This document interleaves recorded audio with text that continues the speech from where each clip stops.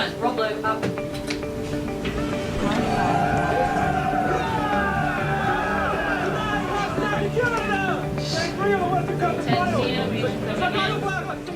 Hockey Night in Canada is one of those very special things that there really aren't any other things quite like it. It's been going for 61 years, and almost all Canadians who grow up in this country have their own story or their own association to that program, whether they watched it with their mom and dad or brothers and sisters sitting on the couch, growing up as children, being inspired, you know, wanting to dream of playing in the NHL or being Wayne Gretzky.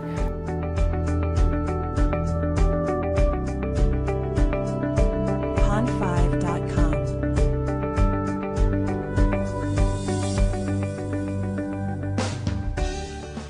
Well, when I'm watching the show, I'm thinking about the audience and what they are seeing and hearing, what they're reacting to, and what stories our team is telling. So we do a postmortem after every game. We talk about what we're trying to accomplish in terms of communicating to the audience, and you know, you have a lot of choices to make as a TV producer as to what you're going to say, what you're going to have the talent say, what you're going to show on the air. So really, it's about us trying to make good connections with the audience and to be the best hockey show in Canada and hopefully the world.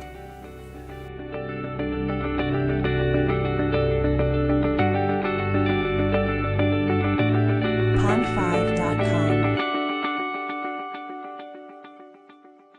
Well, I was born in Edmonton. I was raised in Brandon from the time I was about 4 months old until I left, which was when I was 24.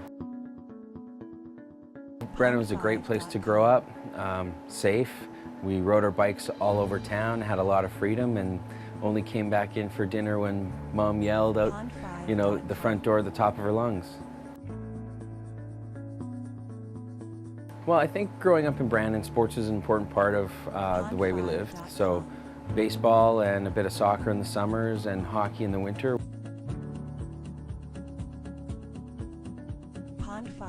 I wasn't ever the greatest of students.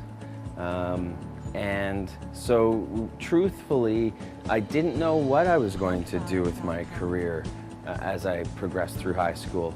And it was really a stroke of luck, and I guess also perhaps fate, that pointed me in the direction that I went. Well, I was fortunate. My next door neighbor were the Craigs, Drew Craig and Jody Craig and their family, and shortly after graduating from high school, Drew asked my mother, hey, what's Trevor up to? And she said, not much.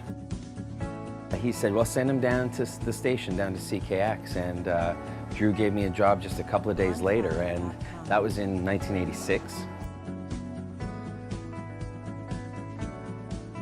Working at CKX was fabulous. It was a lot of fun.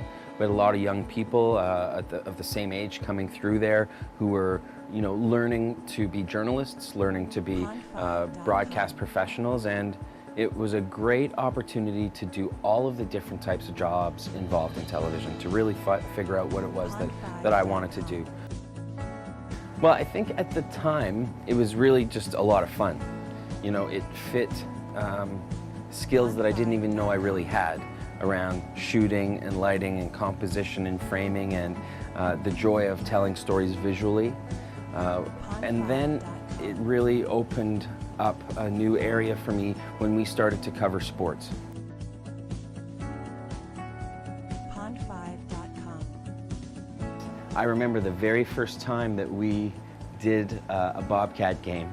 It wasn't a very good television show, but I knew on that day that I wanted to work on Hockey Night in Canada.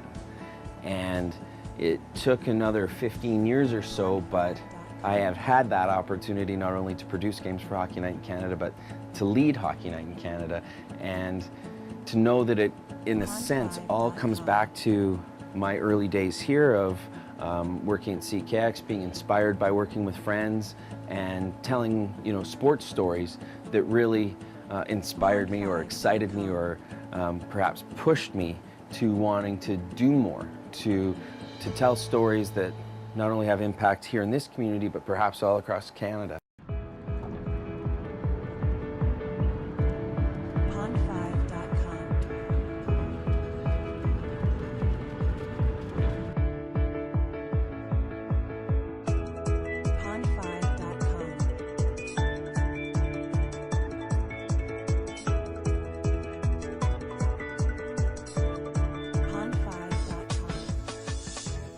from my beginnings at CKX, I've been extremely fortunate to spend, over 20 years in the broadcast media business, and it continues to this day with my position at CBC Sports in Toronto. I've had the good fortune to work on a number of big shows, a number of Olympic programs, where,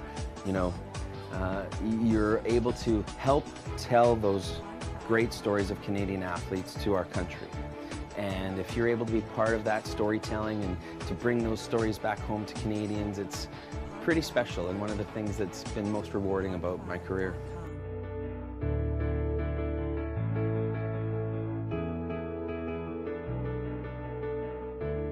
Pond5.com.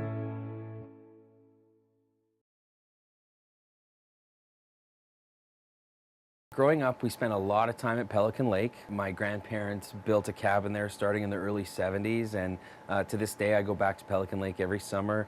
Lots of good friends come and spend time with us, and it's really great to get back and be able to see and spend time with the people who are important to us. I think coming home, what it does is that it grounds you. It's allows me to see my family, my friends, and I think it also helps to remind me where it is I came from, and those same types of lessons that I learned here are some of those same types of lessons that I now try and share with my kids. About hard work, about commitment, about trying to take care of others, that I think are all the things that I learned here that I want to share with my kids moving forward, so that they have kind of a rural Westman kind of teaching and learning and roots in them, even though they've spent their whole lives in Toronto. So coming back to Westman a couple of times a year is really important to me, to make those connections and to spend time with people who have, helped and continue to help me. I've been blessed. I at times have a hard time imagining anything better. Yet I know that the one constant is change. And our business will continue to change and change rapidly as technology changes. I guess I'm open to seeing what the future holds. I think we all need to be. I hope that I'll really just continue to tell great stories to as wide an audience as possible and continue to work with great people. Pond5.com.